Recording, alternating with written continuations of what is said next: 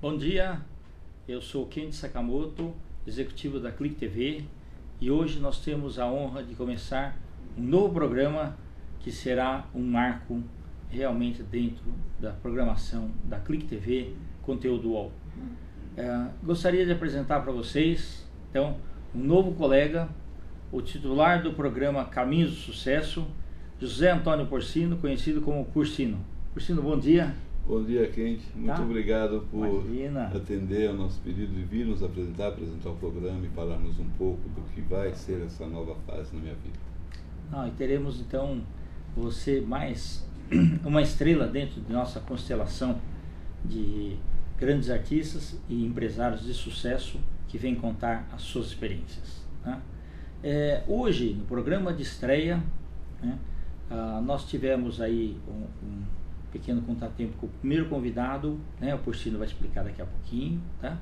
E a gente vai conhecer um pouquinho a história desse profissional especialista em treinamento corporativo, gestão de pessoas, palestrante motivacional e que já tem uma experiência de mais de 7 anos no exterior.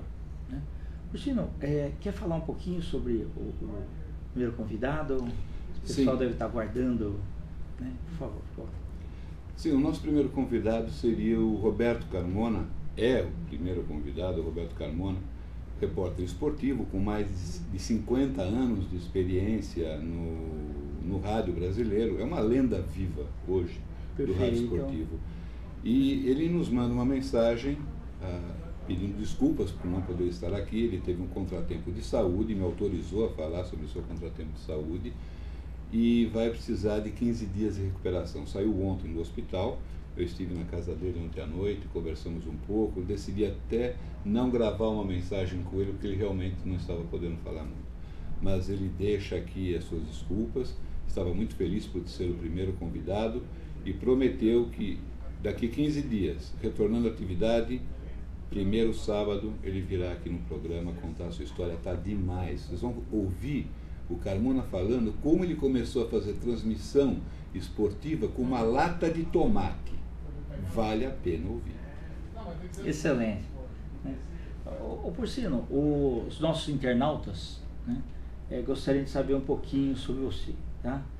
Talvez quem não te conheça, dê uma olhada e fala assim, nossa, esse rapaz aí parecido com o Kenny Rogers, deve ter nascido aí em berço de ouro aí, tá? Então eu queria que você contasse um pouquinho da sua história e como é que você começou a sua trajetória profissional. Olha, Kenji, contar um pouquinho da minha história é voltar muito no passado, mas não tanto assim. Eu sou uma pessoa de 57 anos de idade hoje. Agora, eu comecei como todo mundo naquela época, nos anos 60, começava a trabalhar. Muitos começavam como office boy. Eu tive um emprego muito especial no início, que foi onde eu aprendi a trabalhar com rotinas. Logo lá, eu nunca imaginei que um dia eu ia usar isso daí para poder ensinar rotinas e métodos para alguém. Eu era furador de botão de bolsa. O que significa? Eu tinha um tornozinho com uma peça que perfurava o botão, e se eu falhasse mais do que 3 botões na perfuração, a linha parava lá na frente e não tinha botão para colocar nas bolsas. Tinha o local certinho também. E tinha o local certinho para perfurar. Então foi meu primeiro emprego, foi o primeiro momento em que eu comecei a aprender. Eu tenho que ter procedimentos, eu tenho que ter rotina no trabalho. Isso. Logo depois disso, como eu vi que eu ia ficar com um músculo muito grande, só aprender a rotina, eu tinha 13 anos naquela época, a minha mãe falou, olha, vamos mudar um pouquinho, vamos trabalhar no escritório. Eu falei, que beleza, vou trabalhar no escritório. Fui ser office boy, E ela só esqueceu de me avisar que no escritório era a primeira meia hora, o resto do tempo todo era na rua. Mas eu também comecei a aprender a responsabilidade de trabalhar com documentações, ir para um lado, para o outro. Conhecer a cidade mais também, né? Porque naquela época o office boy, ele tinha um GPS na cabeça, né? Sim. Hoje a gente segue o GPS. Naquela época eu queria em algum lugar seguir o office boy. Né? Não tinha nem motoboy, era a pé mesmo, era de conga. É verdade. Né? E caminhando na rua. E passado um tempo, estava fazendo muito meu trabalho, passei a auxiliar de contabilidade. Então, em menos de 2 anos, eu fui do piso de uma fábrica lá dentro de um escritório de contabilidade e ser assistente administrativo. Foi assim, basicamente, que eu comecei com o trabalho. Tá. Né? Um outro dia que a gente estava batendo papo, você me comentou alguma coisa de limpador de bobinas de confecção. O que é isso daí exatamente, que eu fiquei curioso? Nessa empresa que eu fui trabalhar como auxiliar de contabilidade, ela era uma metalúrgica. E um dia chega o dono, seu chefe, e me fala: José Antônio, eu tenho que fazer uma entrega muito grande e eu não tenho a pessoa hoje aqui que faz a limpeza final da bobina quando ela sai do torno. Então ele me deu um pano, que seria o limpador, o produto que limpava, e colocou um macacão no final da linha de produção, uma caixa do lado, então eu tinha que deixar ela brilhando, bonitinha, sem nenhum resquício da produção, para embalar e ir embora. Passei 3 dias fazendo isso daí. Eu acho que daí para cá que eu tive problema de coluna, porque eu tenho que trabalhar ajoelhado.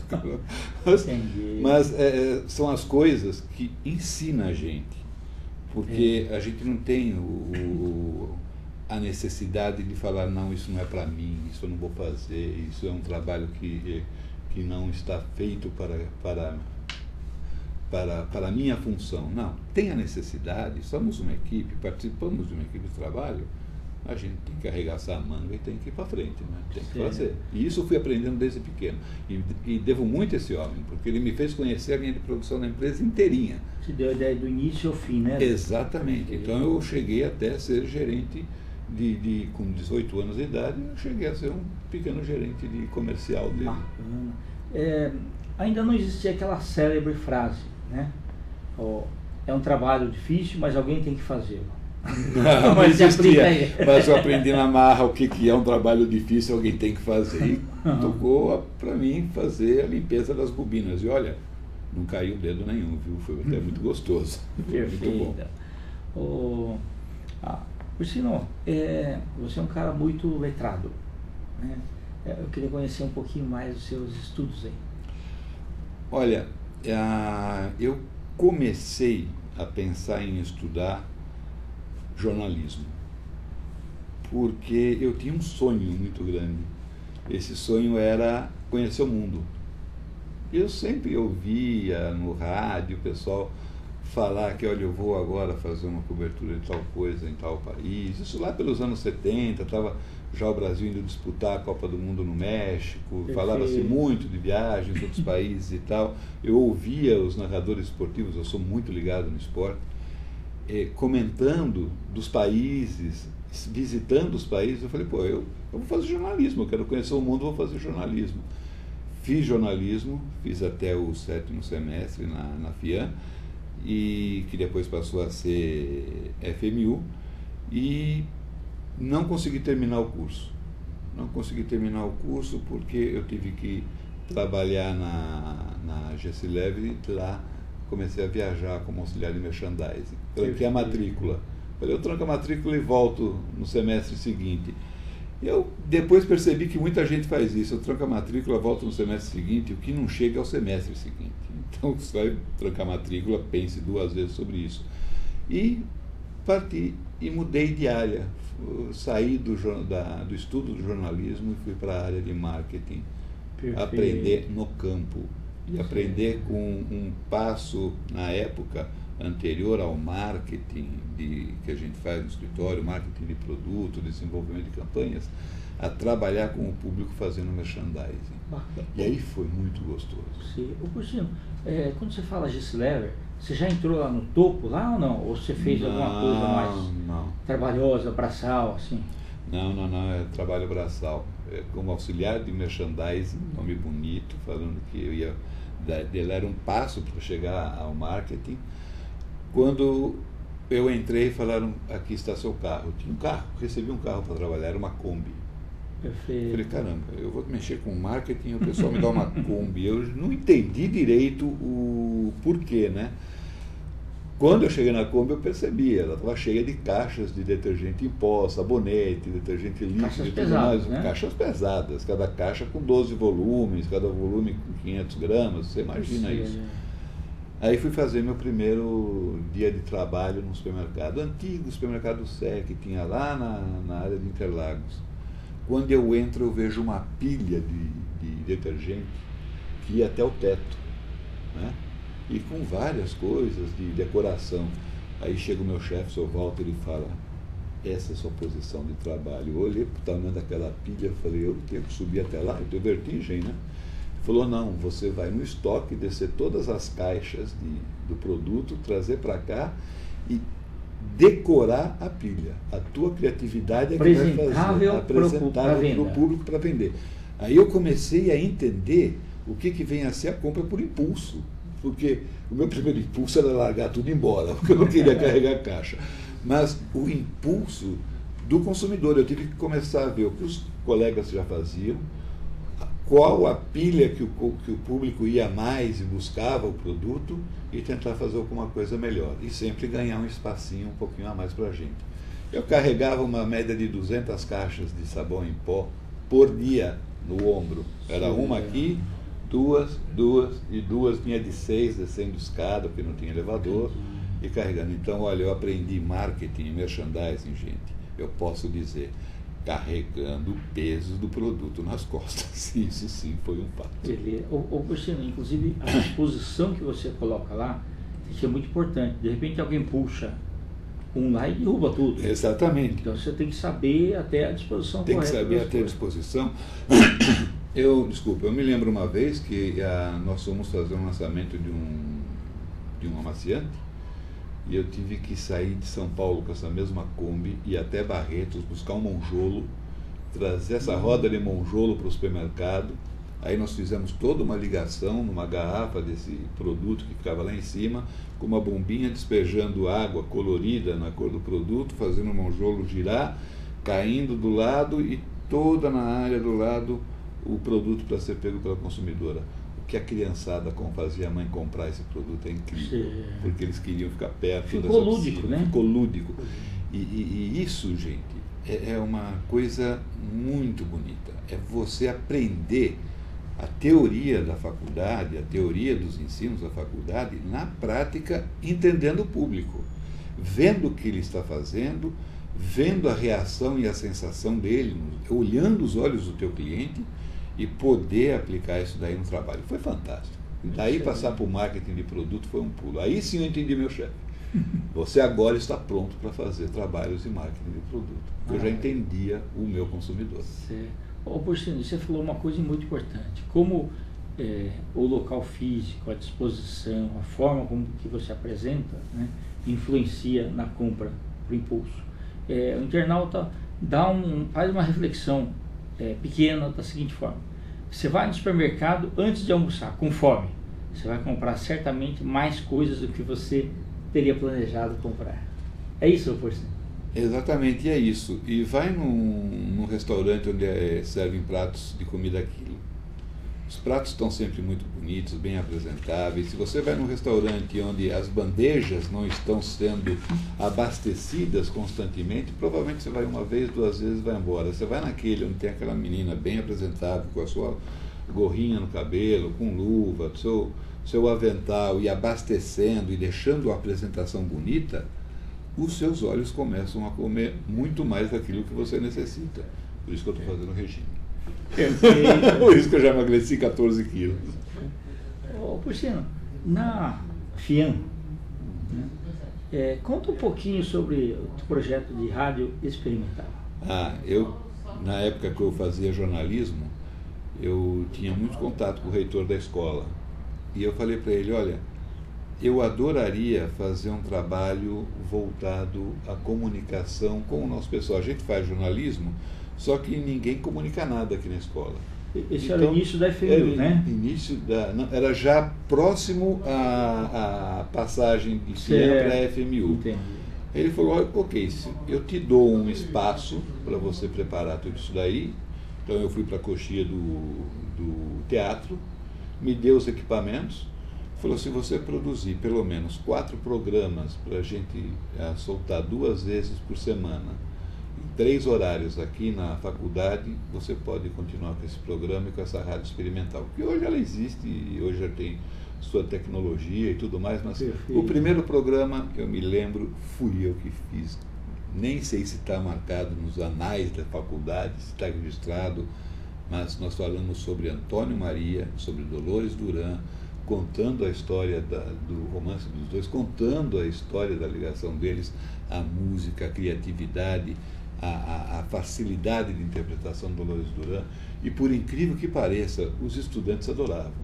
Sim. Aí depois a gente começou a falar um pouco de teatro, falar um pouco de poesia, um pouquinho de arte, sempre algo voltado à cultura. E aí, quando eu saí da faculdade... Isso era propagado também no lanchonete, corredor? Em lanchonete, nosso primeiro sistema de transmissão foram 4 caixas alto-falantes. Né? Não era nem caixa acústica, era alto-falante ligado na lanchonete.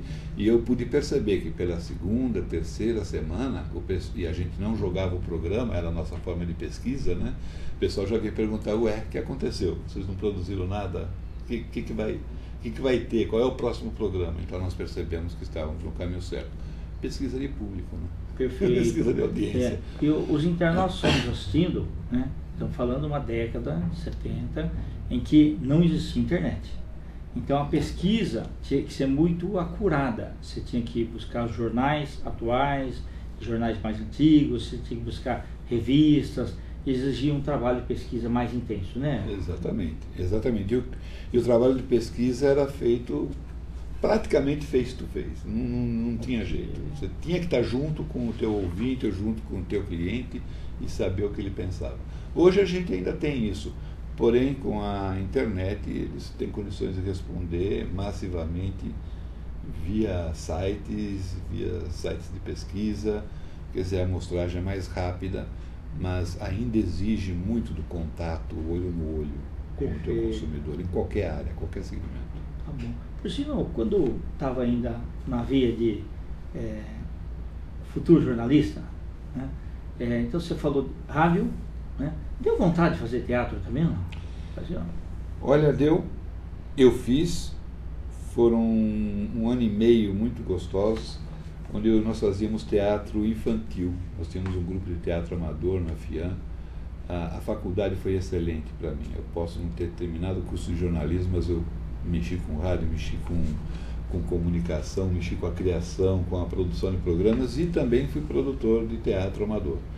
Nós viajamos São Paulo inteiro, viajamos alguns estados no Sudeste com teatro infantil, e a nossa forma de medição, se estávamos agradando ou não, era se a criança está sorrindo e está aplaudindo, ou se ela está chorando no momento que ela tem que chorar, é sinal que o personagem está bom, que o roteiro está bem e que a mensagem foi bem dada. Porque a criança, quando nós trabalhamos com ela, é muito simples. Ou ela gosta ou ela não gosta, não tem meio termo. Ela reflete imediatamente, né? aflora aquele sentimento dela. Pronto. Perfeito. Então não tem como você falar, não, o programa foi mais ou menos bom, ou a peça foi mais ou menos boa. Para a criança, ou ele é bom ou ele é ruim, não tem jeito. Você falou uma coisa interessante, porque a criança ela é verdadeira, né?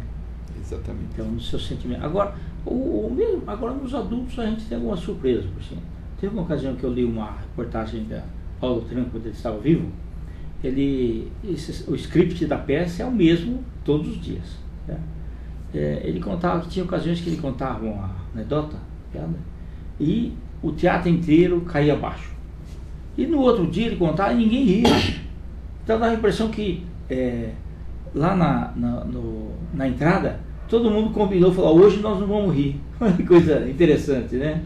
Mas o caso da criança realmente é muito espontâneo. O caso da criança é a espontaneidade. O caso do público adulto, num caso como esse também, tem muito da espontaneidade, mas tem muito da empatia, do momento, do estresse que viveu naquele dia. Exato. Então, muitas vezes, o esforço para você fazer um adulto rir, gostar, participar, é um pouco maior, porque você está mexendo não somente com o intelecto dele, mas com aquele momento de saída de estresse e entrada numa zona de compreensão do que está acontecendo ao seu redor, e dependendo também do tema que você está apresentando numa peça de teatro, né?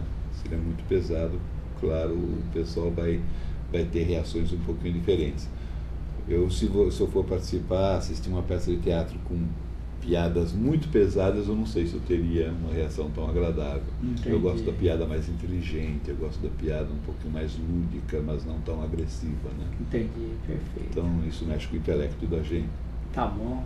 Luciano, e nós vamos falar muito da temática, né, do programa em si, que é o sucesso.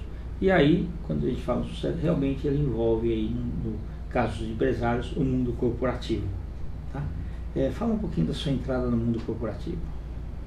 Olha, quando terminei a época de teatro, eu cheguei em casa, o teatro desde aquela época não dava dinheiro para muita gente, né? Eu cheguei em casa com uma mão na frente e outra atrás, fiquei 3 dias dormindo, e meu pai me acordou e falou: filho, está na época de você trabalhar de verdade, vai procurar um emprego. E me jogou um jornal de domingo, daqueles que tem classificado de emprego, desse tamanho o jornal, só de classificado, e me colocou na mesa de castigo para ler.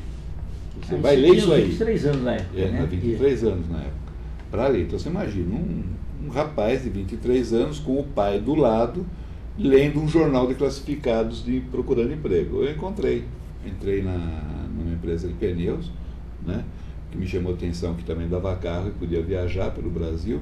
Fui ser inspetor de pneus. Okay. E lá, sendo inspetor de pneus, eu comecei a fazer trabalhos de borracheiro, trabalhos de mecânico, comecei a aprender sobre suspensão. Ou seja, você sabe trocar um pneu com facilidade, então? Hoje sim. Não sei se ainda troco com facilidade, né? Mas até 1 ano e meio, 2 anos atrás. Você sabe bem. Sim, né? Quando veio, inclusive pneu, eu estou falando de pneu de caminhão, pneu de ônibus, pneu agrícola, não estou falando de pneu de passeio, não. Estou falando do pesado mesmo, aquele pneu que você fica parado do lado dele, ele te bate na tua cintura, o agrícola que vem no ombro. Então, isso daí eu aprendi a trocar muito, visitei usinas, visitei fazendas, trabalhava com a manutenção dessas empresas, o que me provocou a aprender um pouco mais sobre produto, sobre características de produto, sobre características do cliente, que no caso eram os veículos, e como unir as coisas. E aí eu comecei a verificar a forma como me ensinavam e como eu poderia facilitar esse ensinamento para as outras pessoas. Foi aí que eu comecei a gostar do treinamento. Bacana. E aí eu comecei a trabalhar com treinamento. Legal. Bom, puxa, e quando você levava, sei lá, 1 hora para trocar um caminhão um pneu aí desses de caminhão ou de trator aí, e você assistia uma Fórmula 1 lá, e o pessoal trocava o pneu em alguns segundos lá, não ficava meio chateado, não? Falava, pô, alguma coisa... Muito chateado. Eu pensava, por que não me dão essa equipe e por que me dão essas ferramentas? Porque seria muito mais fácil para a gente trocar. Mas hoje, na Fórmula Truck, o pessoal até tenta fazer isso daí, né? Eu falei, pô, agora que tem Fórmula Truck, tem ferramentas, tem equipamentos, tem tudo, eu já não estou mais na área. Fazer o quê? Mas é bem lembrado. Tá. Quando a gente pergunta sobre primeira aula, essas coisas, normalmente o pessoal já fala sala de aula, né? Você me comentou um dia sobre sala de aula num ônibus. Isso é verdade mesmo? Grande lembrança essa. E isso eu devo, eu estou citando o nome das pessoas, porque realmente essas pessoas foram marcantes na minha formação profissional. Isso eu devo a 2 pessoas, Osmar Toselli e Pedro Moton. Osmar Toselli chegou para mim e falou: você vai viajar até Campo Grande, vai visitar essa frota e você vai dar sua primeira aula lá. Como fazer manutenção de pneu e dirigir com segurança.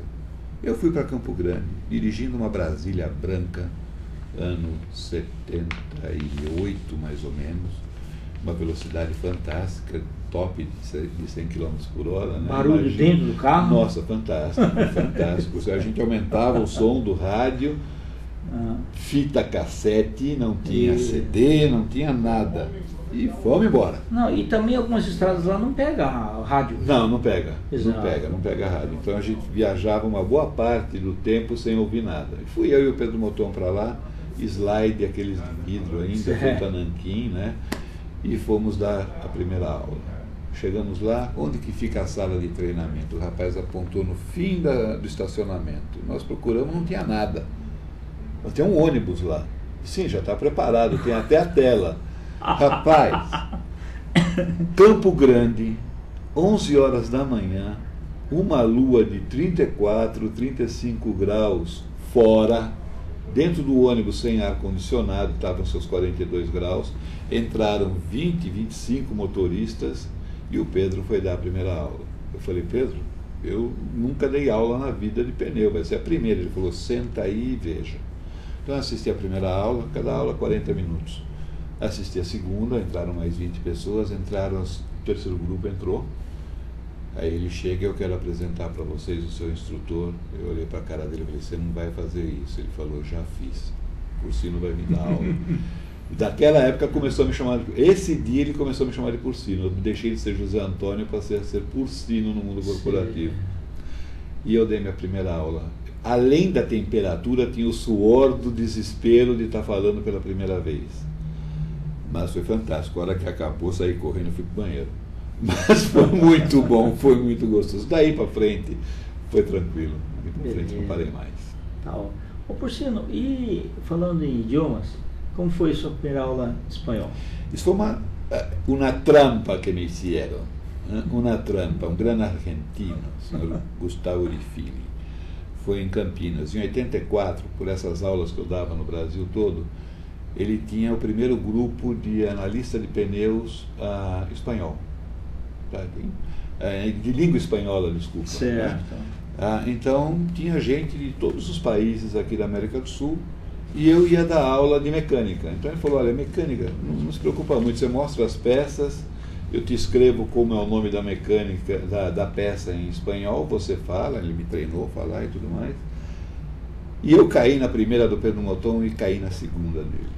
Fui para dentro da sala de aula, ele dando aula, e eu só mostrava, falava uma coisinha ou outra, ele traduzia, aí entra a secretária dentro da sala, num hotel em Campinas, um hotel 5 estrelas, e a secretária chega para ele e fala, tem um telefonema para o senhor da direção da empresa.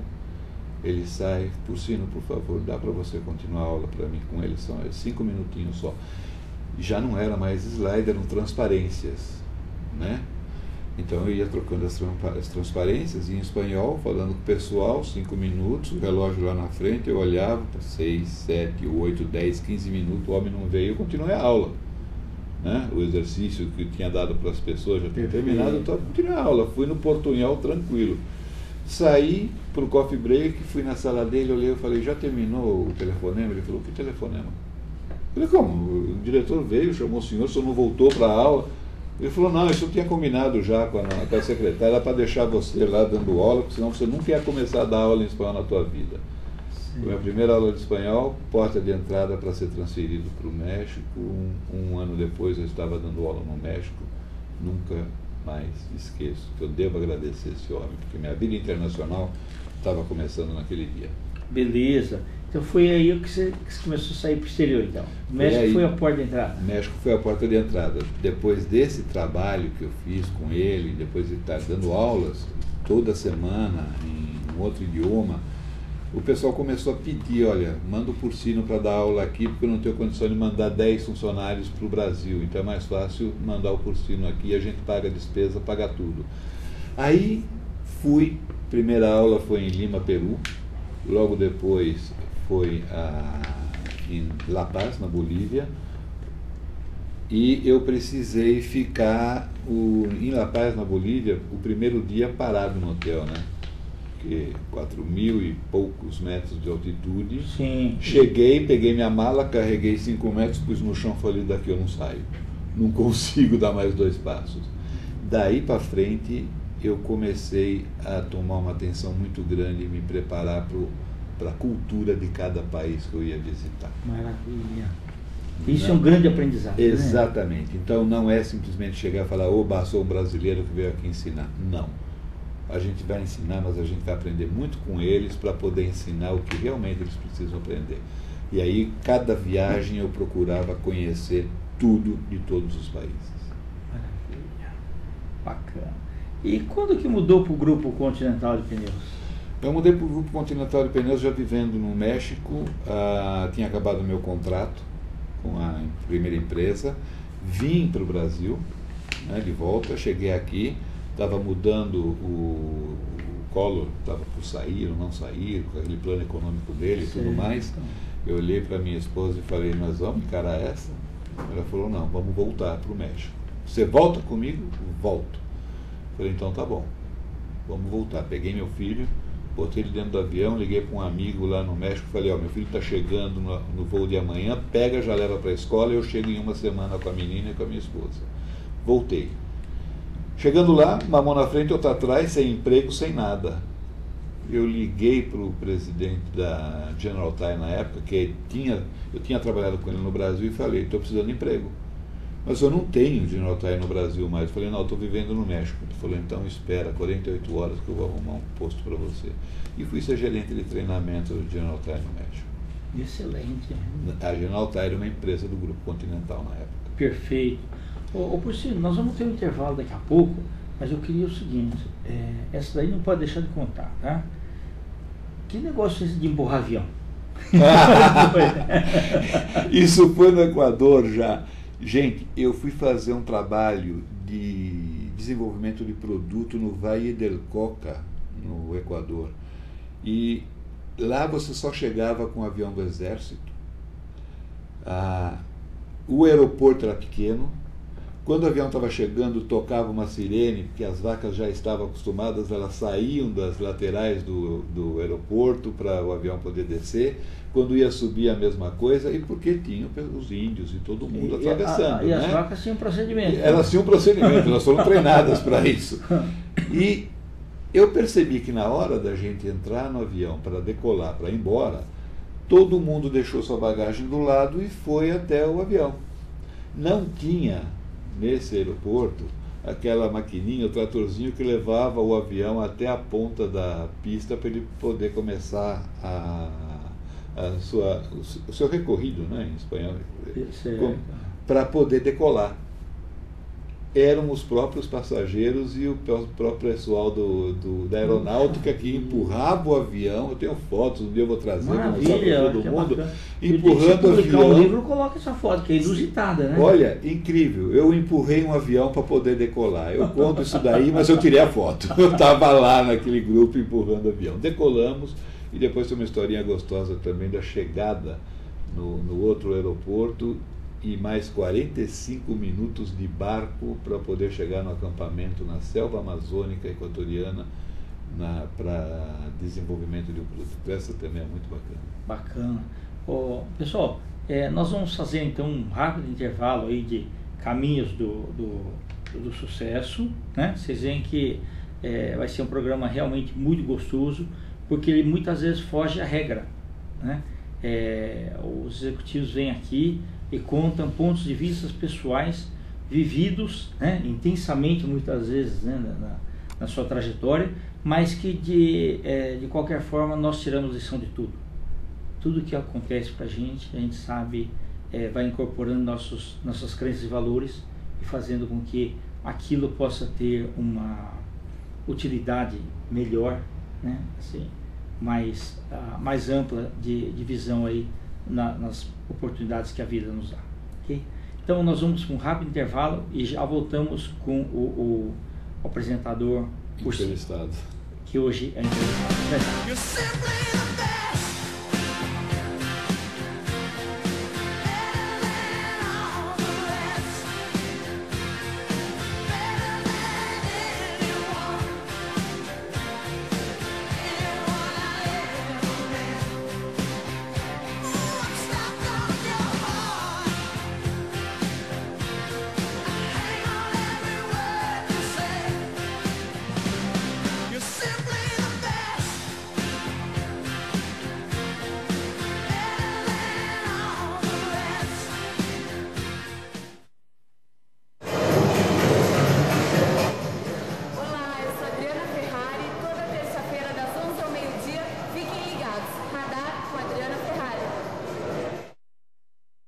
Olá, gente, eu, Solange Frazão, quero fazer um convite muito especial a você. Assistir o meu programa aqui na Clique TV, toda segunda-feira, das 2 às 4, ao vivo. Te espero, tchau.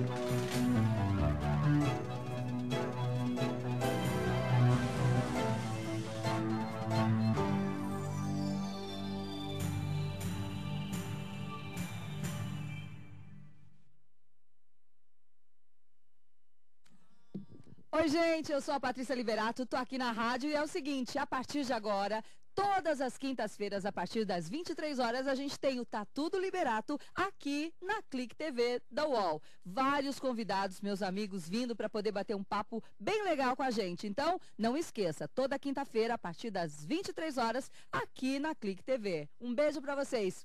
Até mais. Olá a todos, somos da equipe Go Blue, estamos aqui todas as quartas-feiras às 16 horas na Clique TV. Conversando sobre investimentos em bolsa de valores, renda fixa, educação financeira e trades. Inclusive, nos meses de março e abril estaremos falando sobre imposto de renda. É isso aí, assista. Quartas-feiras às 16 horas aqui na Clique TV.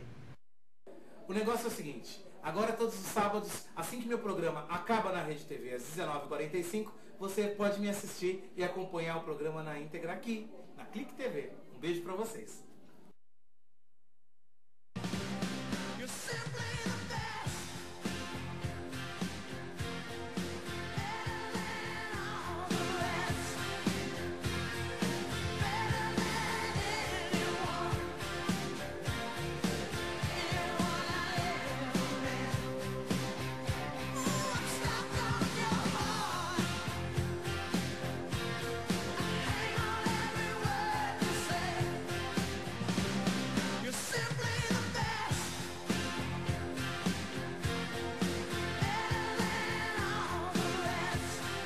Olá, internautas, eu sou Kenji Sakamoto, tenho a honra de hoje apresentar para vocês o entrevistador do programa Caminho de Sucesso, né?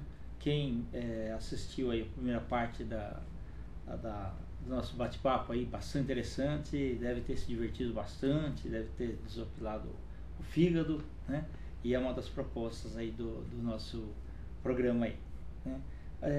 Priscila, fala pra gente essa história aí do barco do Vale del Coca na selva amazônica equatorial. Olha, foi muito interessante, porque depois de empurrar um avião para chegar até lá, chegando nós tínhamos que andar mais 45 minutos de barco até o acampamento da Gutierrez para poder fazer o desenvolvimento do produto, né? Então, estávamos eu, um engenheiro químico e um engenheiro de produção da empresa.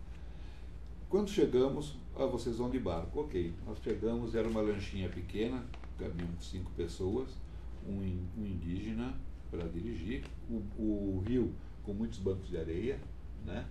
E já me preparando para 45 minutos dentro da água, nesse barco. Eu vi que os equatorianos foram para trás e se cobriram com capa. Mas estava um sol fantástico. Aí eu fui para a primeira classe, coloquei um banco aqui na frente, sozinho, estiquei as pernas, não coloquei nada, óculos escuros, passei um protetorzinho no rosto e vamos embora. Uma visão e o camarada naquela lanchinha, né? E escapava dos bancos de areia, vai para cá e vai para lá, me sentindo uma Fórmula 1 de barco, né? Dali a pouco eu estou olhando lá no horizonte, eu vejo assim um redemoinho, e eu perguntei para o equatoriano, o que é aquilo? Ele falou, vento. Areia. Eu falei, tá bom, vento, areia, não vai acontecer nada. E o barquinho indo na direção do vento e da areia. Dali a pouco, uma pedrada assim, no meu ombro. Senti a pedrada, eu falei, quem que atirou essa pedra? Que eu olho e fixo direito, não era pedra, era chuva. E uma chuva muito forte. Então o barco indo em velocidade alta, contra a água que chegava em velocidade alta com chuva, aquela água batendo no meu corpo, eu não tinha proteção nenhuma. Comecei a ficar preocupado com o motorista do barco atrás de mim, né? E eu queria sair da frente dele para ele poder enxergar o caminho. Eu olhava para trás, eu fazia isso daqui e eu vinha para o mesmo caminho. Eu fazia isso, ele me seguia. Na quarta vez eu virei para trás e falei, escuta, eu estou tentando liberar espaço para você poder olhar. Falou, brasileño sin vergüenza, quédate parado, por favor, que se te mueves no veo, porque a água viene em meu rosto. Eu, meu Deus, agora virei guarda-chuva e protetor de motorista de barco na chuva. Cheguei ensopado. Bacana. Quer dizer que você se tornou referência, pelo menos motorista do barco. Me tornei referência. Toda vez que chovia, ele perguntava, cadê o brasileiro para me proteger, né? E virei piada também do pessoal. Perfeito, Tá? mas fantástico. Foi muito bacana. Foi uma Porcino, história. onde mais você viveu? Olha, além do Equador, eu vivi na Colômbia, vivi na época do Sendero Luminoso.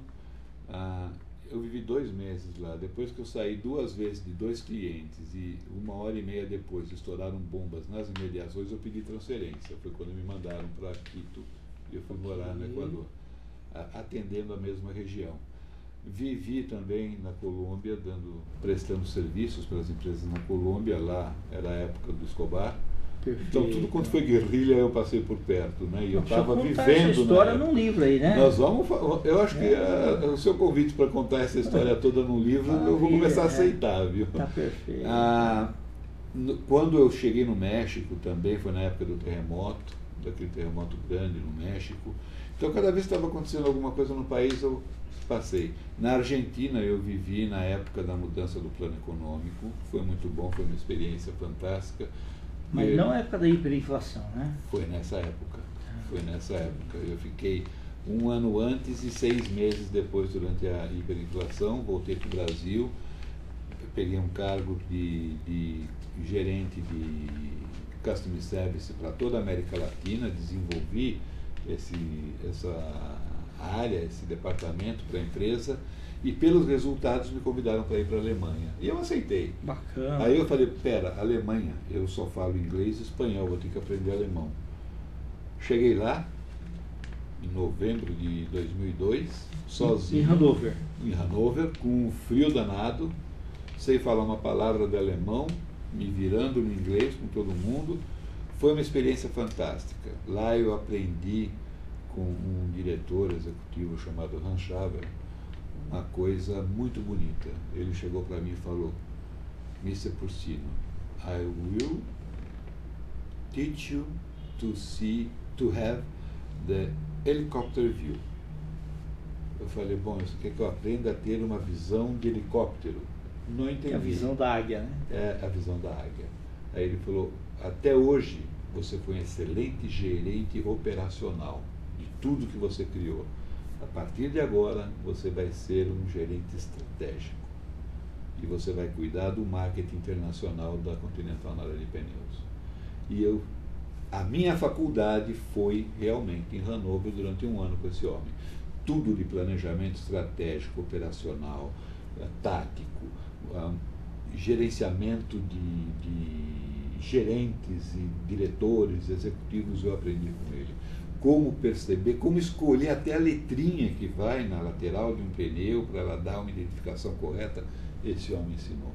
Então, tudo a respeito de estratégia eu aprendi aquela frase, hoje eu vou te ensinar a ter a visão da águia. Perfeito. Obrigado, Dan Schaber, porque até hoje eu uso essa frase nas minhas palestras e falo para todo mundo. Você quer ter sucesso, você quer realmente chegar em um lugar na sua carreira, aprende desde o piso, passe fazendo, faça e siga as fases normais sem pular nenhum degrau para você chegar no top. Você chegou no top, você já tem uma experiência tão grande, você já tem uma capacidade tão grande de compreensão e entendimento do teu negócio, do teu mercado, da tua carreira, dificilmente você vai errar. Perfeito. Você falou também Kuala Lumpur, na Malásia. Kuala Lumpur, na Malásia, foi gostoso, porque depois do trabalho que eu fiz na Alemanha, eu comecei a ser convidado para visitar o Sudeste Asiático. E me levaram para Kuala Lumpur para visitar a fábrica. A primeira coisa que fizeram foi dizer-me, olha, você vai trabalhar com 4 culturas diferentes lá. Tanto de trabalhar com o japonês, com o chinês, com o malaio e com o indiano. Perfeito. Então, nesse momento, eu sentei, quando eu voltei, sentei, olhei para o meu chefe, o Sr. Chaber, e falei, o que eu faço? Porque são culturas totalmente diferentes, são reações totalmente diferentes.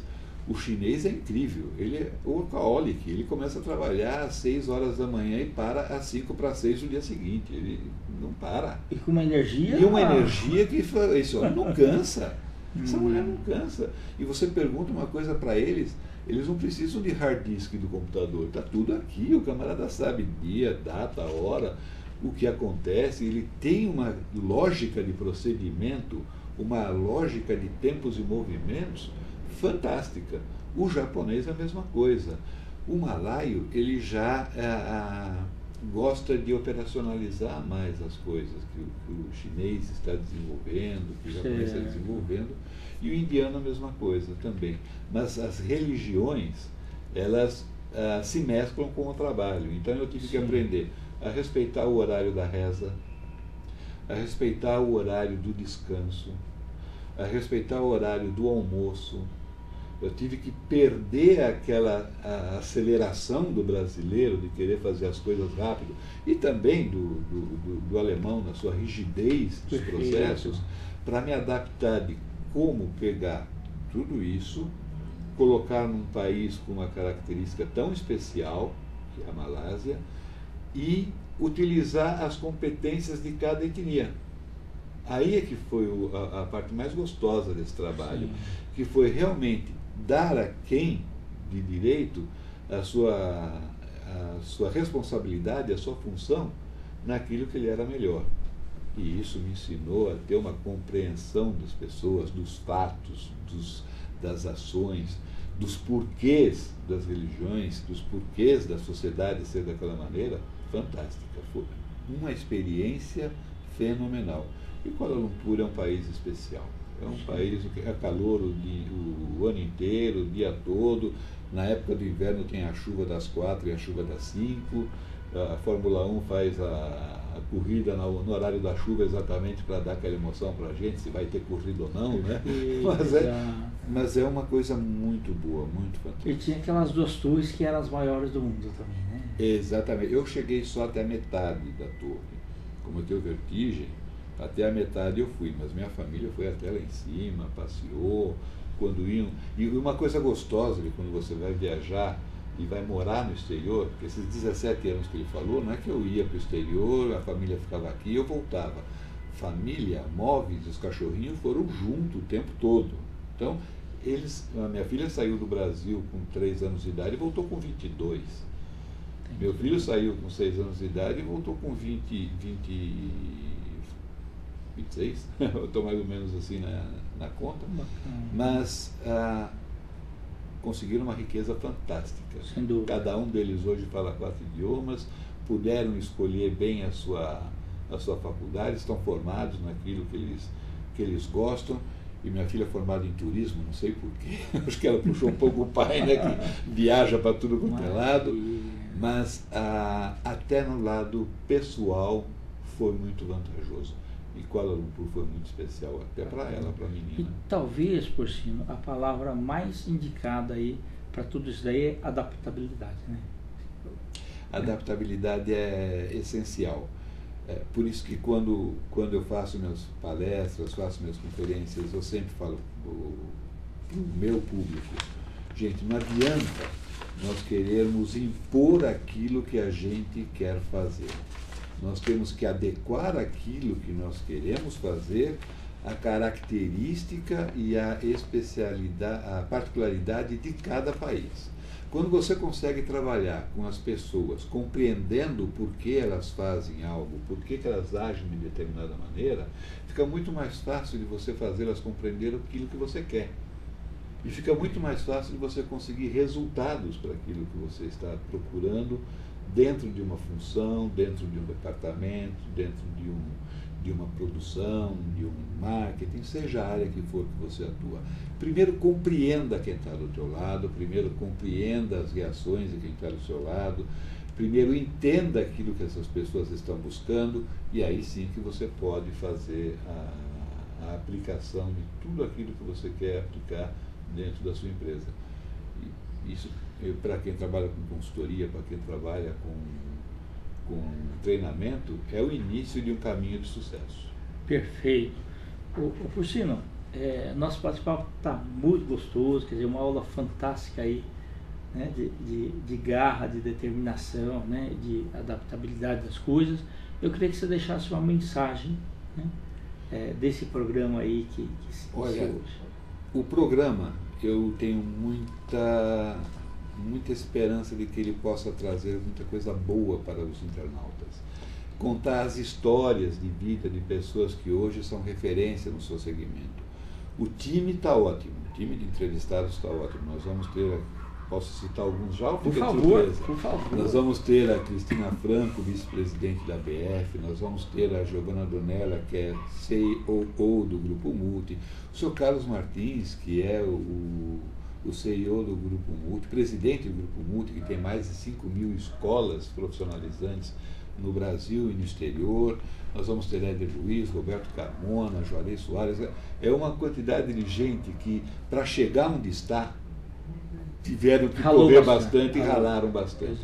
E a mensagem que eu deixo é, gente, Carlos Drummond de Andrade dizia, tem uma pedra no meio do caminho, no meio do caminho tem uma pedra. Tem uma pedra no meio do caminho. Sabe o que significa isso? Seja qual for o tamanho da pedra, pedregulho ou uma pedra grande, aprenda a tirá-la do caminho ou transpor essa pedra. Você aprendendo, você analisando isso, você chega lá. Eu estou chegando, eu esperei 34 anos para ter um programa de televisão, para ter um programa, e estou aqui hoje, depois de 34 anos. Eu espero que você consiga em muito menor espaço de tempo. Perfeito. Não, e você chegou num momento bom, né, que é a Clique TV Conteúdo UOL. Estamos aí com 15 milhões de acessos mensais, né? Então, um número bastante respeitável. Nós temos um público bastante seleto, de 60% classe A e B, 40% classe C. Né? Somos assistidos nos países de língua portuguesa, basicamente Portugal, Angola, Moçambique, Macau. Brasileiros estão no Japão e outras partes do mundo, né, que estão se sentindo privilegiados por ter um programa dessa natureza comandado aí por você. Então, os nossos agradecimentos aqui da direção da Clique TV num programa tão importante quanto esse caminho de sucesso. Porcino, deixa teus contatos aí para o pessoal, por favor. Olha, eu tenho o blog do Porcino.com, esse blog já está no ar. Temos o e-mail jantonioporcino@gmail.com. Fala que é Porcino com U mesmo. Porcino é com U mesmo. Tem gente que pensa que eu sou o irmão erótico da viúva porcina, mas eu não sou. jantonioporcino@gmail.com. Esses são os dois contatos que vocês podem encontrar, ou mesmo aqui na redação e produção da Clique TV. Pessoal, entre em contato comigo rápido também. Tá bom. Ô, Porcino, nós já estamos aí finalizando o programa. Foi assim, eu me sinto privilegiado aí por ter sido convidado aqui para fazer a apresentação sua, né? E eu gostei quando você citou de novo, né, sobre as pedras que aparecem na nossa vida, né? Então, quando você tiver uma pedra no sapato, você tira a pedra, que realmente vai melhorar, né? E se em determinado momento você precisar de outras pedras, pega a pedra de gelo, coloca num copo e toma um whiskinho lá, né, relaxante, assim, que vai fazer bem no momento realmente propício. Exatamente. Existem pedras e pedras que a gente deve saber utilizar em todo momento. E eu quero fazer um agradecimento especial aqui também, nesse primeiro dia de estreia. Família que ajudou, a gente sempre tem que agradecer. Edno de Souza, que me apresentou você. Perfeito. Giovana Donella, que estava com ele. Marcelo, que abriu as portas também, e a pessoa que fez essa vinheta agradável que você vai ver daqui a pouco, Fernando Tuma. Cara, ficou sensacional. Muito obrigado, espero vocês no próximo sábado, onde eu vou estar entrevistando Edno de Souza, responsável por ter me trazido aqui e ter me apresentado a todo esse pessoal classe A da Clique TV. Até lá, obrigado, e não perca Caminhos de Sucesso todos os sábados, das 10 às 11 horas da manhã. Conto com a tua assistência. Perfeito. Então, internautas, um maravilhoso final de semana para todos, tá? E um caminho edificante por toda a sua vida. Um grande abraço e até a próxima oportunidade. Parabéns.